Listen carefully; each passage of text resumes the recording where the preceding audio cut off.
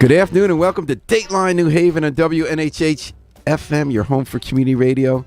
I'm Paul Bass, inviting you to look behind the headlines on the stories that make our community tick. Well, it's the home stretch, folks. 6 weeks, a little less, from Election Day. Candidates are making their final argument. We have someone today in the room today who's looking for a turnaround to change the conversation and change the momentum.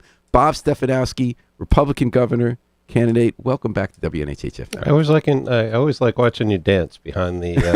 No, what it is, it's this Afro-Semitic experience. They use kind of jazz, but also Jewish music. like it's just like it. you can't not. I love it. And thanks for having me on, Paul. You're terrific. You've been on the move. Today is Thursday, and you already had a debate. You already had a press conference last night. You had a fundraiser with the governor of Georgia. Mm-hmm. You're running hard, Bob, and you're running behind. The polls have you down 10 to 15 points. You and I, based on experience, know that that's probably a bigger margin than it really is, but we know you're behind. Mm-hmm. What are you going to do to change the dynamic there? Not a lot. Are you optimistic that you can? Yeah. Last time around 2018, we were down, I think, about 10, 12 points. This is a single-digit race for sure, depending on what poll you look at. Part of it, Paul, is Governor Lamont has really spent, he spent $4 million in July and August running attack ads on me, which, just to clear up the record, I support a woman's right to choose, and Roe v. Wade went away. I know that worries a lot of people, but Roe v. Wade is codified in the Connecticut state law. It allows a woman in the first trimester, allows for abortion unless the health of the baby or the mom is at risk. I think Connecticut law is right where it's going to be, and where it should be. And I don't know why Governor Lamont, I called him on the debate there, then I said, why are you scaring people across Connecticut? I've said it multiple times. It's not going to change. So it's good to be on, just to clarify that record. We need to do that. But really the issue on people's minds, to me, is the economy and crime. And both are not good right now. We've got a solution. If we have time today, we'll walk you through it. But as people focus on the economy and crime and parental rights, we're going to do well. We're going to win. It feels different than 2018, Paul. We got momentum, more momentum this time. And obviously the point, like the probe with you today, is how you get people to talk about what you want them to talk about, not what they want Ned Lamont to talk about. So last night you got endorsed by Glenn Youngkin, the governor of Georgia, who won last year, Republican. Virginia, actually. But oh my gosh, sorry. Yeah. And basically, when he won last year, I would argue that was the time one could be the most optimistic about a Stefanowski candidacy, right? Mm-hmm. Am I wrong? What Youngkin did was, we have a situation now in the country where voters generally agree with Republicans at least as much as Democrats on issues. Redistricting then helps them win more races. But Donald Trump is an albatross on them. He's got a very hardcore support, which helps them in primaries and then hurts them in general elections in most states that aren't deep red. So you were able to see in Virginia, and now I'm getting in Bob's head, you'll tell me if I'm right, you were able to see someone who had a set of issues that were on people's mind that was current, right? About whether it was parents' rights, about pain with the economy. We're coming out of COVID now, and you had, held your fire when COVID started. We're all in together, and you had some criticism. And you felt, maybe I could do that in Connecticut, because in Connecticut you can't win. When Republicans are only 4-something thousand voters, when independents are over 1 million, you're not going to get them with a Donald Trump. So Youngkin was able not to alienate Trump voters, but also wasn't running as a Trump person. Abortion wasn't going to be a winner in Virginia. Is it fair to say that that's what it looked like a year ago, and that right now it's not like Youngkin's Virginia? It's a great question. I do think he hit, a lot of elections are about timing, and right. I think he hit it perfectly. I will tell you, we've got 40 days left. That's an eternity in politics. So we don't know. And that's when people pay the most attention. Yeah, we don't know what's going to happen in the next 40 days. Look at the stock market. People are going to get their 401k plans next week. They're going to be down 25%. Yeah, I've been noticing it's like in the 20-25% range. Stock market is horrible right over now. The year, yeah. I think, Paul, the difference, I think, in 2018 versus 2022 is a lot of the social issues, which don't necessarily work for a Republican and a Democrat state, are coming our way. And the most emotional issue I see out there is government getting between parents and their kids. And whether you're Democrat, Independent, Republican, you want to be able to raise your kids. And I thought Governor Youngkin did a terrific job of articulating that. I think he's gone a little bit further than I would go. But the fundamental practice is, let's get schools back to teaching reading, writing, and arithmetic.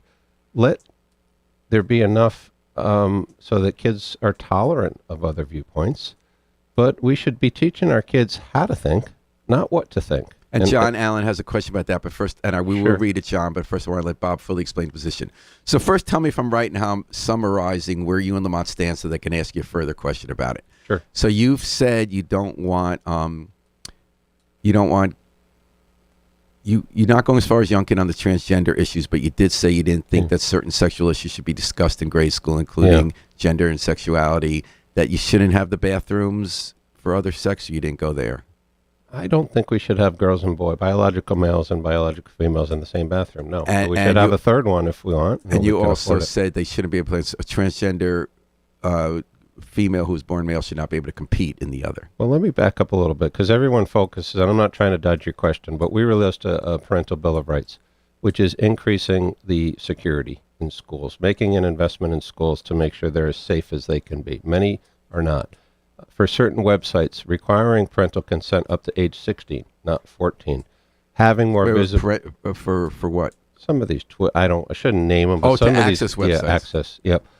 I just lost my train of thought, but working with teachers to come up with the right curriculum, having the curriculum be very transparent. Not demonizing teachers, but working with teachers. Not teaching kids in kindergarten. And I'm not saying it's happening in Connecticut, but there are parts of the country where Democrats are teaching sex education to grammar school kids. If it's not happening in Connecticut, why is it? Because you never know. There's been limits on Governor Lamont first time around because he knew he was running again. Unconstrained. I think he's fundamentally a lot more to the left than he's admitted. He knows. Well, you two Connecticut. disagree on all this stuff. He says and you're saying it's not just about transgender and sex ed. He's saying that you're scaring people about something that's not a problem. Listen, I issued a 9-point plan on parental rights. If he wants to go at that one all the time, then he's making it. And there's no question that Glenn Youngkin won on that issue. That was an issue where a lot of swing independent voters said, I'm not with the Democrats on this. People want to raise their kids, Paul. Government isn't raising our kids. Families should. So separate from the merits of the argument, Bob, yes. If you think I fairly summarized what your two positions are. I think so. In Guilford, that movement failed spectacularly. The parents' right thing, right? The Republicans, and it's not a liberal town, but they tried to take over the school board with that agenda at the same time as Youngkin, and they lost 2-1. They even had a breakaway group of Republicans. Do you believe Connecticut's really there, that they see early sex education in the schools, marking the bathrooms, parents? Maybe they do. Maybe, parents should have more say in curriculum. Do you really think that's a Connecticut issue right now? Because that was not the kind of issue you were originally thinking you're going to be running on. Well, first of all, regardless, I got to say what I believe, right? Regardless of whether it's politically expedient or not. Really? But I'll tell you, Paul, when you got the vice principal, you know the story, the vice principal in Greenwich coming out saying he doesn't hire teachers over the age of 30. He doesn't hire Roman Catholics. He only hires Democrats, and he wants to get to them early so they can, quote, indoctrinate the kids. That's a problem. Well, you know what my take on that obviously was?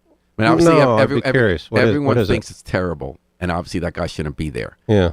But what Project Veritas did is they got an attractive woman at a bar with this guy, made him think he could have a chance of a date with her if he impressed her that he was some kind of uber crazy, left-wing person, and he was trying to impress her. I mean, that really is not. I don't know if that's what this state. We should talk about this over a beer some night because listen. I don't know that the approach was correct. Okay. I don't think they should be secretly taping people. Others might say they did. No, but you're saying this is a guy who's really in charge. You got to be responsible for what you say, particularly when you got the custody over kids. And we're agreed about that. For 8 hours that's not a day. okay that guy. You can't let him off based upon how they found out. If whether he's lying or serious, he said it, and he's in a position of responsibility. And it's not the only case. You saw the pizza up in Enfield where they compared pizza pepperoni and. They made all these analogies. You see in Southington last week where they're providing a glossary of terms and a history class. Paul, we know it's happening. We know it's happening. To the extent of other states, I don't know. And you know what, Paul? People don't want it. They want to raise their kids. They want to have their kids taught reading, writing, arithmetic, maybe earn a trade. And we're going to bring it back to that. That's what our parental rights bill is about. If he wants to focus on transgender because he calls it extreme, let him do it. But we're focused on a holistic approach to letting parents raise their kids. Get government out of the way. John D. Allen writes in, LGBTQ plus people are being demonized by the GOP across the country. I think you get an example here of a swing voter and on this issue. How can the Connecticut queer community believe that we would be celebrated and supported by a Connecticut Republican administration? Which is really interesting because, a lot of cabinet Republicans or gay Republican group that, until a decade or two ago, that was very much a strong presence in the Republican Party in Connecticut. Well, listen, there's some of that out there. I forget what month Pride Month was. June. Yeah. And I came out and I said, I'm supportive of everybody and have a good month. I support it. I got attacked from the right on that. So yes, he's true. There is some of that out there. But you know what, Paul? I don't care. If I wanted to pander to my base, I would have pulled down the tweet. I would have said, I'm sorry, but I got to say what's right. And I feel people have a right to live their lives as they see fit. And when I win, because we are going to win despite these crazy polls, I'm going to support everybody. That's my job as the CEO. The problem with politics today is everybody picks winners and losers. We haven't had a chance to talk about this, but Joe Biden getting up there and demonizing half of his electorate. This is a job interview I'm going through, and when I win, I'm going to respect everybody's opinion, and I'm going to keep people safe, which we need to get to, and I'm going to make it more affordable, and I'm going to work with teachers and the school boards and the parents to make sure that parents are able to raise their kids as they see fit. I won't give you my stump speech, but Paul, I grew up 5 miles from here on not even 5 miles, on Dixville Avenue. And I was at dinner every night at 5:30. My dad worked at the phone company. And I don't agree with everything he said, but, that's his opportunity to say what's on his mind. And then I went to school, and I said the Pledge of Allegiance in the morning, and I learned reading, I learned writing, I learned arithmetic. I went to woodshop. Personally, and maybe all of your listeners and viewers don't believe, I think we need to get back to that. All right. Bob Stefanowski, Republican candidate for governor, looking to change the conversation in the final weeks, and we will get back to crime things. So even just a few months ago, when gas prices were so high, the way I look at stepping back, Bob, because I'm not covering it every day, the great work Chris Stewart and Mark Pasniokis and Dan Hardy do a great job day to day keeping you guys honest. I just watch it, and I say, if you're running against an incumbent, you got to find the issues because people are always not happy they come about something. And you try to see what's going to stick. So there was a true corruption scandal, but that didn't really stick because everyone kind of knew Lamont was so rich he wasn't paying his own pocket, right? And then you had the gas prices that everyone upset in the summer, but now gas prices at the lowest rate they were in 18 years. Crime was at, people are upset about the increase in crime, but now we had crime going down. So it's not that there aren't real issues, including cost of living issues, but it does seem to me from the outside, this has nothing to do with the candidate. It has to do with, a candidate can't make unforced errors. You can't go out there and say, Trump didn't win. Yeah, you've made this clear that Trump didn't win the election. Yeah, you can't go out there and say that because then you're going to get creamed. Like Leora Levy's going to get creamed. I'm sorry to say, but she said that stuff. But beyond that, some of it's out of your control, knowing what's going to happen when. When George Bush ran against Bill Clinton, he actually the economy was actually getting much better, but didn't get better until the day after the election, right? So he won on the economy. Do you kind of feel like the rug got pulled out, that gas prices go down their lowest in 18 months, crime goes down? I don't know where to start with that one. Were your issues taken away? Well, I don't know where to start with that one. I love talking to you, actually. I have to admit it. I love talking to you, too. Gas you definitely got the beer vote. Remember they used to say, all right, the candidate wins if you want to have the beer. All right. I don't think that's true anymore, by the way. But you definitely got the beer vote. So let me start with gas prices. Yeah, they're down, but they're still up $1.50 from when, Governor Lamont and Joe Biden came into office. Let's talk about, we just had a press conference on public safety. And any of your listeners, I'd really be interested. Does anyone really think crime is down in the last 4 years? Sexual assault is up 23%. Murders are going to be at almost a 20-year high in Hartford this year. New Haven, they went down in half this year. New Haven. We got a better chief. Yeah. But maybe crime is down in Litchfield County, but it's certainly not down in the cities. And you're certainly not hearing people say, geez, there's less car thefts or there's less catalytic converters. And maybe people tell me what they think I want to hear. I got hit by the catalytic converter. But we parked now deeper in the driveway. Did you really? Yeah, that's a bummer. If you've been to the Hamden Mart, I grew up in New Haven, North Haven. I used to ride my bike to the Hamden Mart.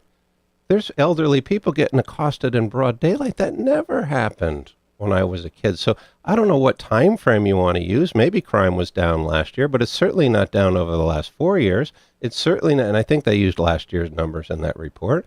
It's certainly not down this year. So, to be him for Governor Lamont to be taking a victory lap on crime, he got a 97% voted disapproval from his own state troopers. 97% of the troopers said, we don't trust his leadership. That's unheard of. So crime is a real problem. You can try to So spin what was it in away. your crime plan today? You had a press conference. What's your Well, crime plan? first of all, the police accountability he passed, portions of it, in my opinion, need to be reversed. We need to hold the police officers that do something wrong fully accountable. This thing, with the horrible incident with the guy in the back of the van and that video, Randy Cox in New and Haven. why he wasn't, in a seatbelt. Or why they dragged him on the floor instead of taking him to the hospital. And multiple people were doing it. That's not right. And you have to hold those people accountable, and I will when I'm governor. But for the other 99% that are trying to do the right thing, it's hard. They took away their qualified immunity. And I don't think personal assets should be at risk if something goes wrong that really isn't your fault. And you know that the result of that, Paul, no more high-speed chases, no more really trying to search these things out, because officers are saying, well, I'm not going to do it. City of New Haven's down 100 officers. And you're not the only one saying that, Bob. People are saying Yeah. that police officers feel because of their qualified immunity was taken away and Yeah. because we have car chases, they can't do their job right and do the bad guys. I want to push back from what the other perspective is. Sure. That's good. And there are two questions here. Yeah. One is, I don't know that there's evidence that qualified immunity is the issue, because if the system works right in the courts, it's actually very hard to convict a cop. For a jury to convict a cop, they really have to have done something wrong. By the way, you and I agree. Police officers, most of the time, they want to do the job right. And I actually don't believe they should usually be fired even if they have a bad day. We had an officer who had saved a guy from a burning car who had almost killed him in a car accident. But that same officer then had a guy in handcuffs where he handled him wrong. I didn't think he should have been fired. But the qualified immunity, it has not been proved that you ever convict a cop who hasn't done something completely egregious. So your point, if it's in the professional line of duty, they should not be personally liable because they're working for the government? Well, my point is I only can tell you what I hear, and I've probably met with You're definitely hearing it. That's definitely the line of the police unions. So, and I hear officers or the unions now getting out personal insurance to cover for it. So I have to believe it's on. It's one thing to say it; it's another thing to spend money on insurance. And then so high-speed chases, what's so interesting about that yeah, is there are definitely, and it tends to be more conservative people and some cops who say if we can't chase the bad guys, we can't get them. But what I've noticed in New Haven, we lost a couple of beloved officers who were speeding to a scene. There actually has been a consensus, liberal and conservative, that most of the time those high-speed chases are extremely dangerous to the officers. They don't help you catch the person. That with increases in technology, that everybody's safer. Pedestrians who'll get run over in a high-speed chase, officers whose lives we've lost in New Haven, and the people themselves driving, even though they've caused the problem.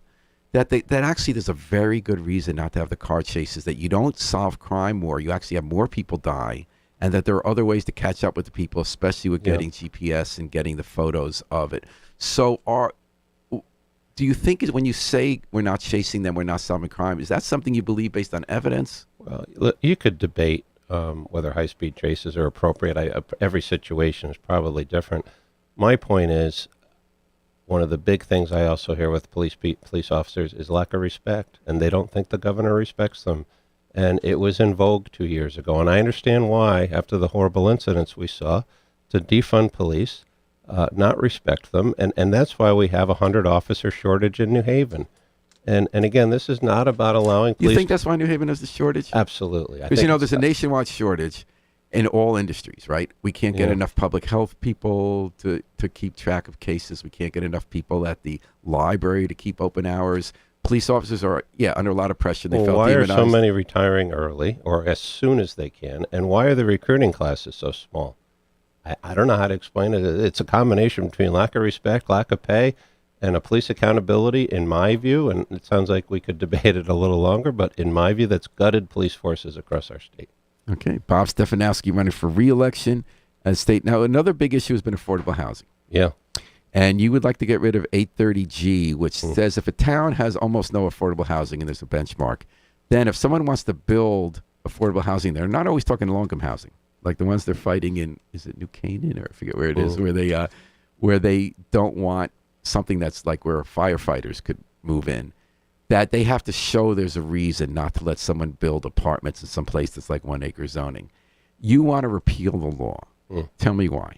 First of all, I'm pro-affordable. I'm a product of affordable housing. I grew up in Newhallville on Pond Street and Dixwell Avenue. My dad came to me one day, said, we're moving to North Haven. I didn't want to move.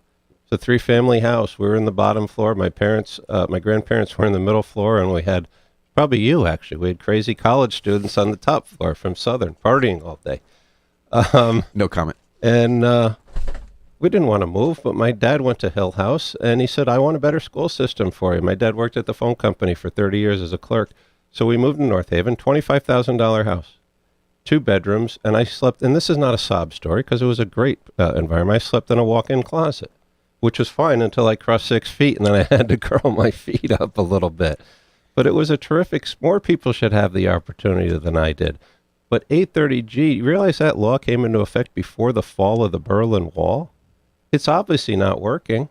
So well, I think that's been in debate, Bob, because there have been thousands of units created that wouldn't have been. But people are arguing that most towns don't comply with the 10% rule. So how can you argue over that time period? So your argument would be that after all this time, if this hasn't succeeded to force towns to have 10% housing, that shows that if it's been 30 years, something else can work better. Absolutely, and I think it's more of a collaborative approach. Every town. And before we get to collaborative, so there is another argument, which is that. True, it didn't get you 10%, but there are thousands of units that otherwise wouldn't have been built, so why not build on something that's working? Well, would anyone tell you that we've got enough affordable housing or that we've made enough progress? Nobody. So could a collaborative approach work if towns don't want to collaborate? Well, and you need to bring the stick out at some point, but right now all we're using is the stick. We're saying submit a plan. If you don't get to 10%, we're taking away your funding. That's not the way to work with towns and cities. We've got hundreds, if not thousands, of abandoned properties on the books that the government owns. Let's refurb some of those. Let's work with the towns and cities and create quality. So you're saying there's low-hanging fruit first. There's low-hanging fruit but there. You're deferring the tough question of what the stick would be. And that's okay. You're running for office. No, you don't I'm want to not lose trying votes. to dodge it. You're not one I can dodge. At some point, yeah, you need to sit down with the mayor and say you're not doing enough. And we're either going to fine you or we're going to do something. But right now, the pendulum... But that mayor can't get reelected in New Canaan if he does anything. She does anything. Some of these towns are doing pretty well. They've got reasonable plans. Some of them are actually over 10%. And the rules are wrong. Why do you count a senior in affordable housing half a person? Why, if it was built before 1990, doesn't it count? So this is not about trying to skirt the rules. It's about changing a situation. We have an affordable housing crisis, and there's been a bill in effect for 40 years. It hasn't worked. It's tried to, maybe not 40, 30 years. Time to change our approach. So one thing I think about when I step back, separate from how it gets discussed on the campaign trail, how do you really desegregate?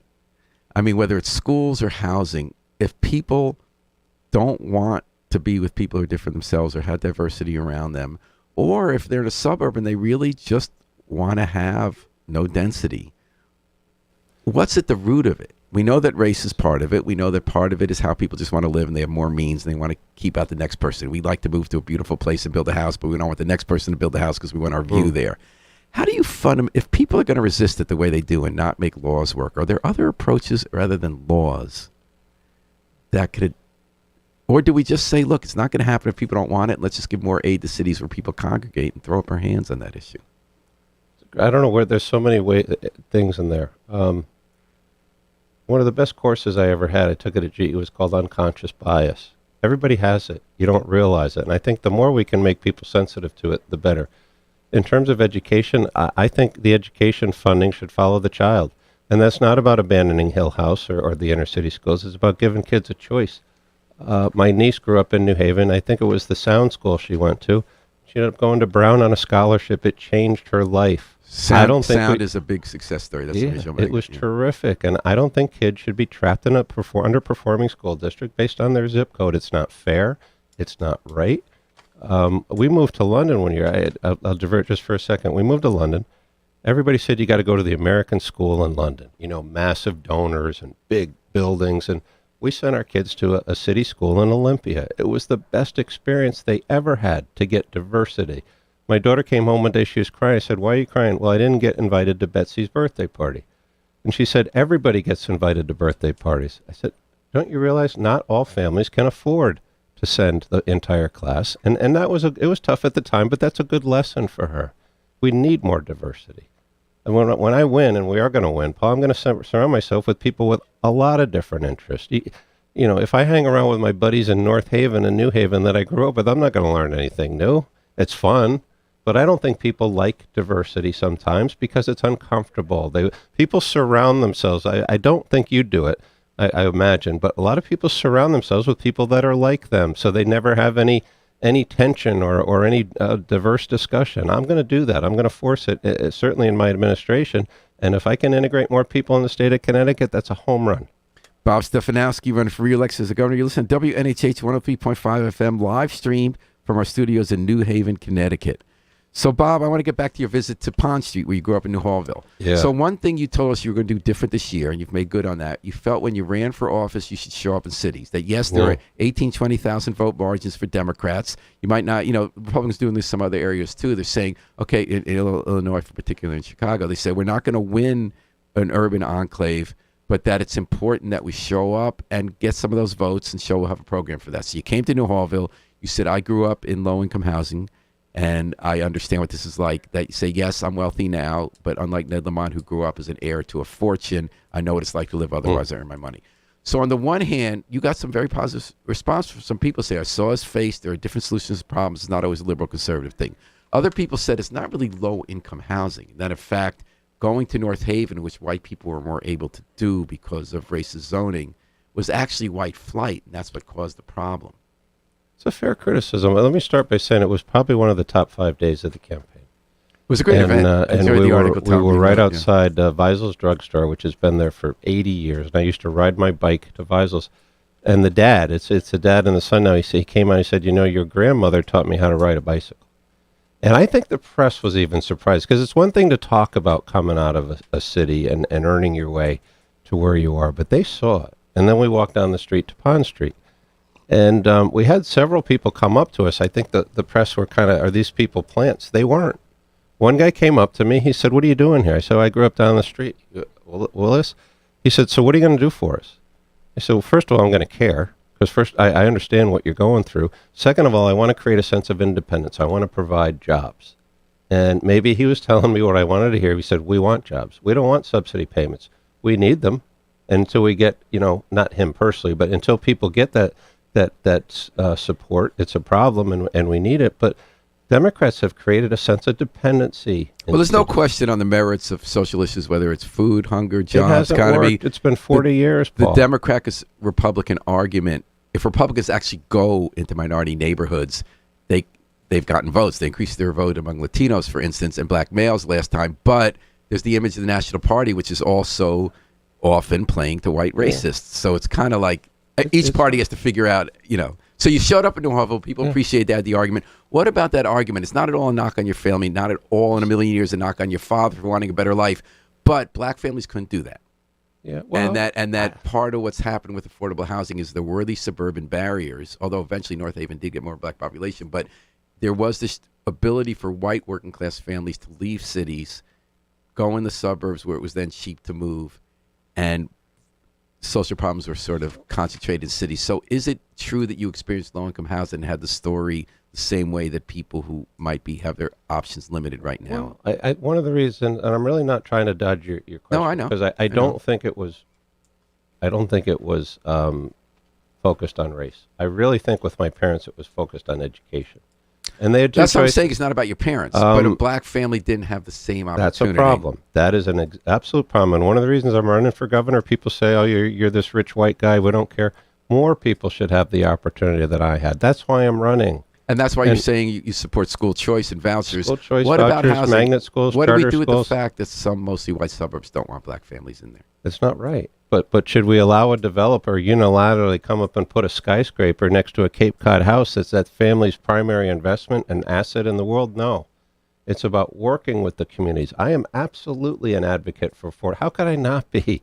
I'd be pretty cynical or a pretty bad person if I wasn't for what got me through this. And I guess 20 years ago, $25,000 was a lot, but my dad bought a $25,000 house, a 30-year mortgage, and I remember him reconciling the checkbook at the kitchen table to the penny every month. More people should have that opportunity. Right, he got Charter the asset. schools, magnet schools have done a terrific job, and this is not about abandoning the schools in the city. Some people don't. It's the issue I have with Democrats. Sometimes they assume everybody wants to leave the city.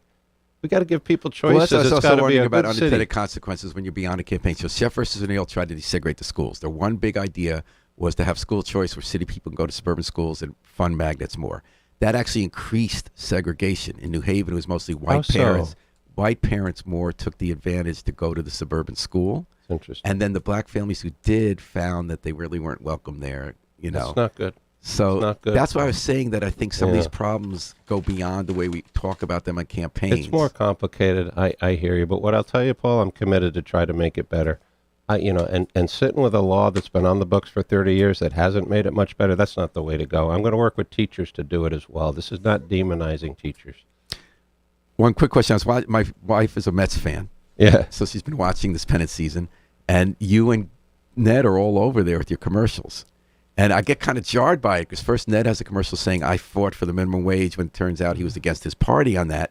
And then you have people saying, I'm mad as hell, my utility bills are up, I blame Ned. But how can they blame Ned when, and by the way, I don't think either of you is lying. I don't think you guys have gotten ugly. I think Connecticut, we have a He's lying cleaner. on his pro-choice commercials. That's but what a I lie. mean is they're not saying things about like, you stole this, you did that. Yeah. But anyway, I think the tone has been civil and better than it is in other states on both your sides.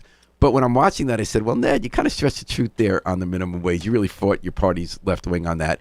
And Bob, how can you have someone saying I'm mad at Ned when my utility bill's up, where everywhere in the entire country, in the entire world, every red state, blue state, utility bills have gone sky high because of the war in Ukraine, because of problems with the supply lines, because of climate change storms. Was it really fair to attack Ned on utility bills? You know who has the highest utility bills in the continental U.S.? The state of Connecticut. And that's You know always who been has true the under second Rowland, too. highest taxes in the entire country? The state of But Connecticut. that was true under Rowland, too. You know and there who- were factors on Well, energy. maybe he didn't do a good job either. You know who regulates the utilities in Connecticut?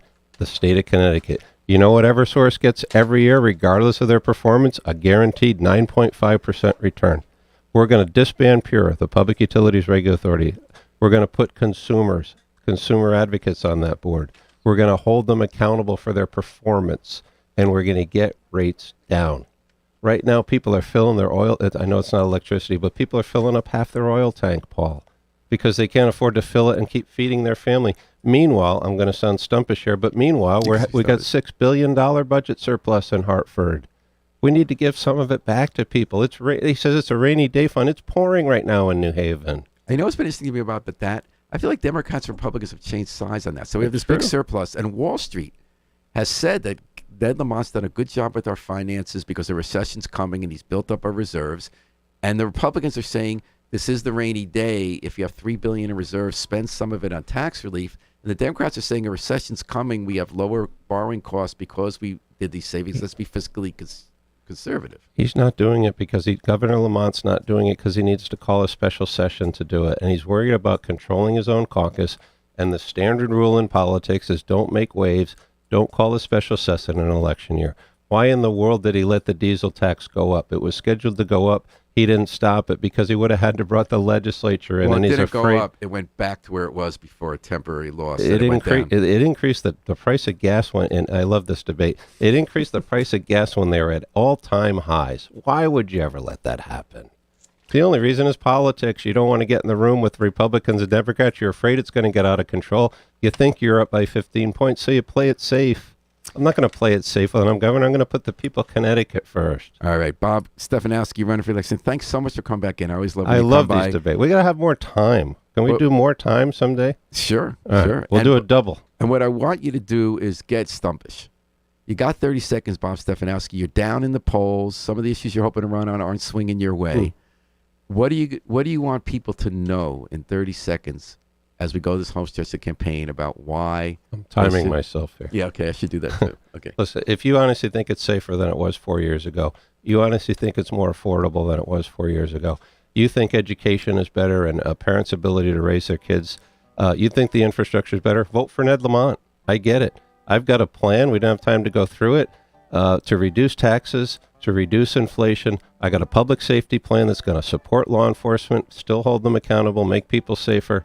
And I got a parent's bill of rights that's going to help us raise our kids. That's what we're going to do. It's time for a change, Paul. We've had 12 years of a Democratic governor, 40 years of a Democratic legislature. It's not working. It's time for a change. The second hand doesn't work.